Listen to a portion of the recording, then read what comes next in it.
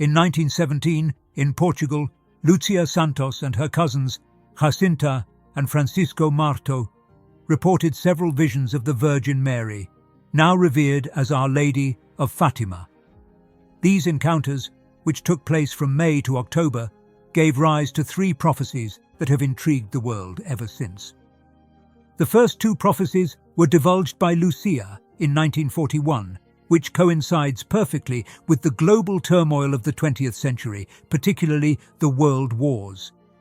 These revelations are part of a manuscript Lucia wrote at the request of José Alves Correa da Silva, Bishop of Leiria, who was facilitating a new publication on Jacinta. The third prophecy, shrouded in an aura of mystery, was written under duress in 1943. Lucia, hesitant at first, fearing she might not have divine permission, finally complied with the bishop's firm instructions. The prophecy was sealed in an envelope, not to be opened until 1960, a year deemed conducive to a clearer interpretation. However, its contents were not made public until 2000 by Pope John Paul II, and it hinted at an apocalyptic vision, prompting much speculation and debate about its disclosure and interpretation. The implication of this prophecy in a possible global catastrophe attracted increased attention as 2024 approached, arousing both concern and curiosity among those familiar with the Fatima visions. Followers and skeptics alike speculate on the potential fulfillment of this prophecy, given the impact such an event could have on a global scale. If you enjoy this video, don't forget to subscribe and give us a like to stay informed of future content. Throughout her life, Lucia, who outlived her cousins after they succumbed to the flu, continued to report private visions. Her spiritual life was deeply marked by these experiences, which influenced the time she spent in religious institutions. After the premature deaths of her cousins, she joined the school of the Sisters of Santa Maria a Dorothy in Villar, near Porto, in 1921, before moving to the convent of Doroteas de Tuy across the Spanish border in 1928. This perspective on the Fatima prophecies remains an important element of religious discourse. It illustrates the profound influence of visionary experiences on religious beliefs and public curiosity, linking past events with future possibilities in the minds of many. As 2024 approaches, the world is watching intently, wondering whether Fatima's final prophecy will manifest, marking a new chapter in this ongoing spiritual saga.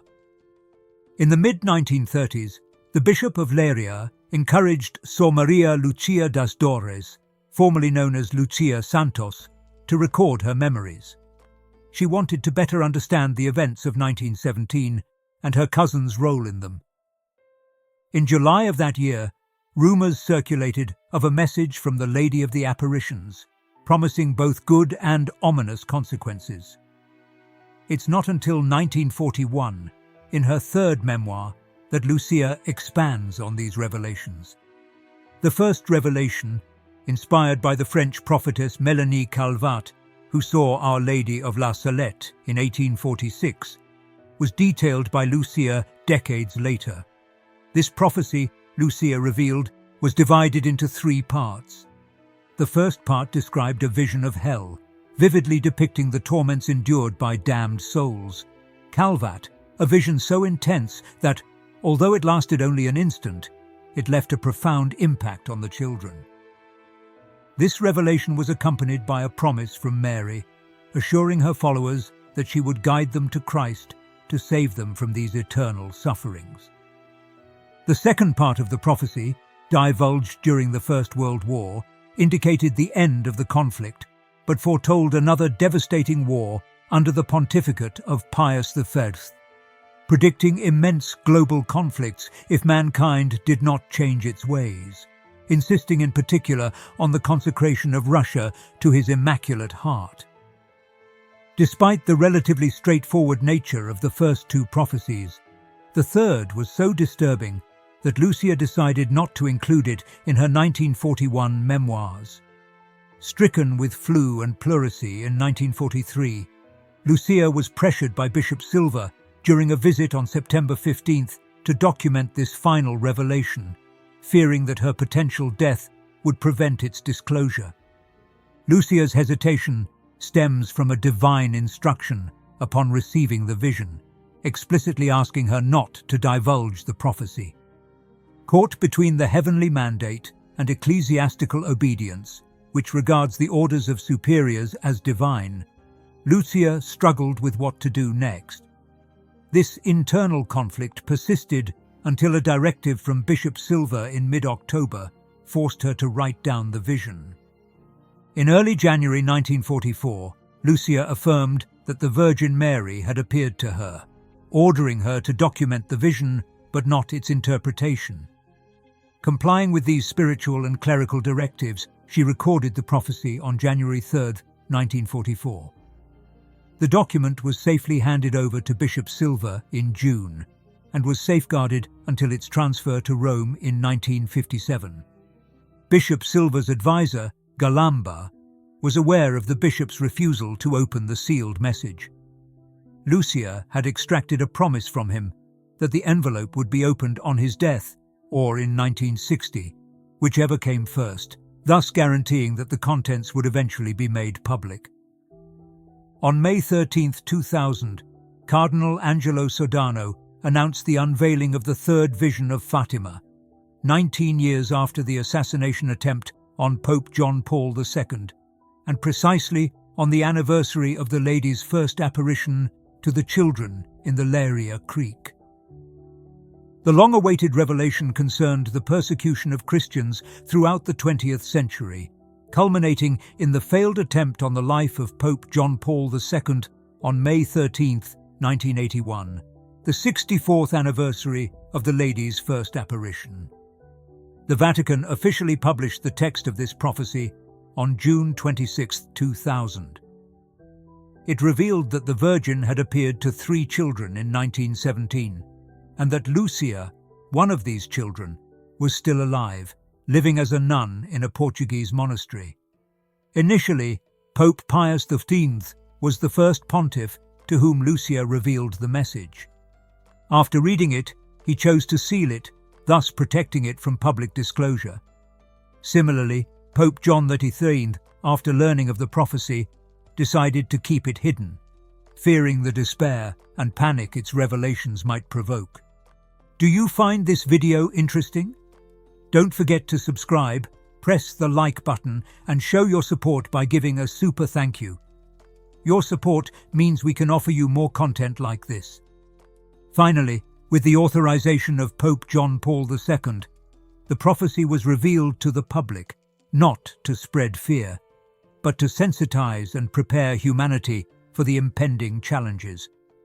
According to the prophecy, Our Lady had ordered Lucia to inform the world directly of the trials to come.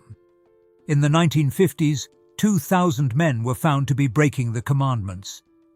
The prophecy announced that evil dominating the world would encourage hatred and resentment, leading to the development of deadly weapons capable of wiping out half the human race in a matter of minutes. It predicted conflicts, including a war against Rome and disputes between religious orders. The prophecy also foretold various natural disasters: smoke, hail, cold, fire, floods, earthquakes, and bad weather, to occur before 2010. Our Lady offered non-believers a chance of redemption. The message emphasized that those who lacked charity and love for their neighbors would suffer disastrous consequences. These people would face such despair that they would wish to die. Fatima resident Father Augustine mentioned that Pope Paul VI had authorized him to visit Sister Lucia. He found her deeply distressed, lamenting that few people heed the revelations of 1917. Although the righteous adhere to a narrow path, many stray onto a wider path, which leads to destruction. Lucia was convinced that divine punishment was imminent. She warned that many souls would be lost and nations might disappear. Yet she also believed that if mankind could reflect, pray, and engage in good deeds, there was still hope for the world. However, persistence in evil would condemn the world irreversibly. Our Blessed Lady's message had reached a critical point where it had to be conveyed to relatives, friends, and the whole world. The third prophecy could take place as early as 2024. In light of these impending events, the call for prayer, penance, and sacrifice has intensified, indicating the urgency of spiritual preparation. In the midst of this growing tension, one particular aspect of the prophecy caught the eye: the prediction concerning the assassination of a prominent bishop dressed in white, traditionally interpreted as the Pope.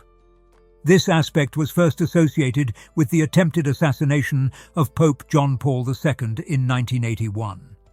However, discrepancies arise as the bishop in the vision succumbs to his wounds, unlike the Pope, who survived. This has led to speculation that this part of the prophecy may herald a future event. Cardinal Ratzinger, a major 20th century theologian and future Pope Benedict XVI, addressed the speculations surrounding this prophecy. He stressed that the vision should not be seen as a deterministic prediction of the future, but rather as a call to action to avert potential dangers. He spoke out against fatalistic interpretations, suggesting that the vision is intended to incite change and preparation rather than resignation to a predetermined fate. Despite these clarifications, the anticipation and anxiety surrounding the third revelation remain intact. In a dramatic continuation of prophecy, it was revealed that a great war would devastate the earth, followed by a catastrophic darkness that would last 72 hours, enveloping humanity in shadow. After this period, a seismic event is predicted, a powerful earthquake that will shake the earth for 8 hours during a freezing night just before midnight. This event is seen as a divine signal, affirming God's sovereignty over the world and over those who are faithful in spreading the faith. Eventually, those who have endured these trials, the righteous, will emerge to usher in a new era characterized by goodness and renewed faith. The Fatima prophecy is unique but not isolated. It is intriguingly linked to Akita divination, revealing a network of interconnected prophetic messages. This link was recognized in particular by Cardinal Ratzinger, who, aware of the similarities between the Fatima and Akita messages, responded quickly and positively to the Akita prophecy, underscoring the interconnected nature of these divine warnings. Cardinal Ratzinger's approval of the immediate release of his pastoral letter was intended to elucidate the links between the messages received at Fatima in 1917, Amsterdam in 1945, and Akita in 1973. These events, which occurred 28 years apart, coincide remarkably well with important anniversaries and have contributed to a complex tapestry of prophetic interconnections, culminating in the year 2001 at the dawn of the third millennium. Pope John Paul II, in his book Crossing the Threshold of Hope, reflected on the proximity of these revelations to the third millennium, suggesting that the visions given to the shepherd children at Fatima were about to come true. The correlation here is not only chronological but also spiritual, since Sorinez, under the guidance of his guardian angel, learned prayers that echo those taught to the Fatima children by the Angel of Portugal. A poignant link is the date of the apparitions, notably the 13th of the month, which coincides with important events in both Fatima and Akita, underlining a divine pattern. Bishop Ito recognized this, considering the message from Akita to be a direct continuation of the prophetic account from Fatima. The apocalyptic tone of the three Fatima messages culminates in a vision where an angel ready to devastate the earth is stopped by the Virgin's intervention, exhorting penitence with a triple proclamation. This vision was explained in greater detail by Sister Lucia during an inquiry by Pope John Paul II, where she emphasized that the disasters described were not divine punishments, but the consequences of humanity's own transgressions, in particular immorality and injustice towards the poor. Despite these warnings, certain predicted events, such as the massive earthquake that struck Japan, occurred without any particular warning, leading to tragic consequences and fueling ongoing debates about the scope and clarity of the prophetic messages. These discussions have sometimes focused on skepticism about the completeness of the visions published by the Vatican. The historical trajectory of devotion to Our Lady of Fatima changed considerably after 1935, following the publication of Sister Lucia's memoirs, which presented Fatima as a heavenly triumph over communism. This transformation in perception was amplified by media coverage, including a 1960 announcement by the Portuguese National Information Agency suggesting that the third vision might never be fully disclosed. This fueled worldwide speculation, ranging from apocalyptic scenarios to deep ecclesiastical divisions. The controversy came to a head when, in 1981, an individual hijacked a plane to demand publication of the third vision of Fatima, testifying to the profound impact and global intrigue surrounding these messages. The eventual publication of the vision did little to assuage the consternation of the Portuguese Catholic community, which felt sidelined by the fact that the text was published in Rome rather than at the Fatima shrine, where the visions originally occurred. The Vatican's publication of the third Fatima vision in June 2000, which revealed no apocalyptic predictions, triggered a storm of reaction, particularly from the Portuguese Church, frustrated by half a century of secrecy. Critics, including Italian journalist Antonio Socci, argue vehemently that the 4-page handwritten document released by the Vatican does not represent the full prophecy.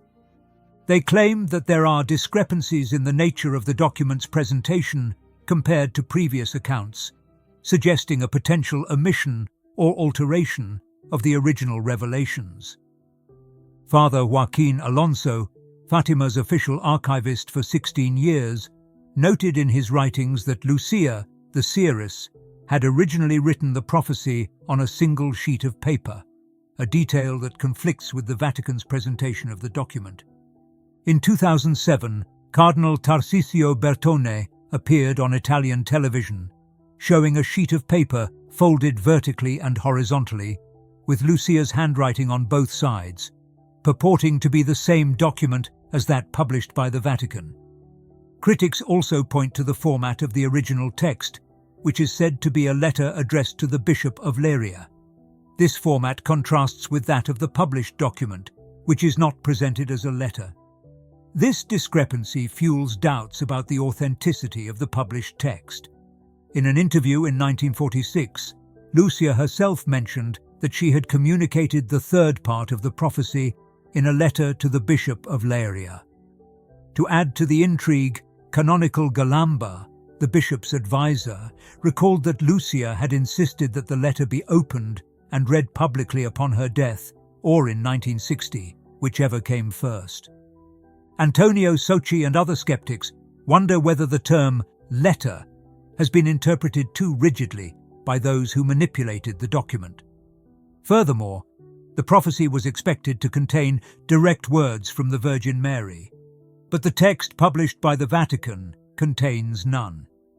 Critics argue that the key phrases mentioned by Lucia in her fourth memoir, referring to the preservation of the dogma of faith in Portugal, have been relegated to a mere footnote in the Vatican publication. The controversy extends to the content of the prophecy, with allegations that it speaks of apocalypse, apostasy, and satanic infiltration within the Church, subjects that Cardinal Ratzinger, in a 1984 interview, recognized as part of the prophecy, highlighting their implications for the faith and the world at large. However, Cardinal Ratzinger justified the decision to withhold the full text in order to avoid any confusion between religious prophecy and sensationalism.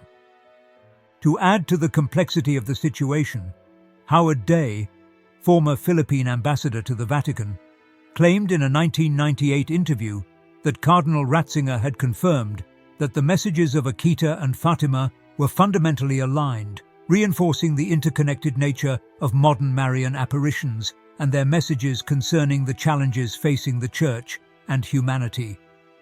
This ongoing debate highlights the delicate balance between transparency, interpretation, and the impact of prophetic messages on religious and public life. The Akita prophecy, revealed by Cardinal Zedano on May 13, 2000, spoke of diabolical infiltration within the Church, marked by internal dissension among its leaders and the desecration of sacred spaces.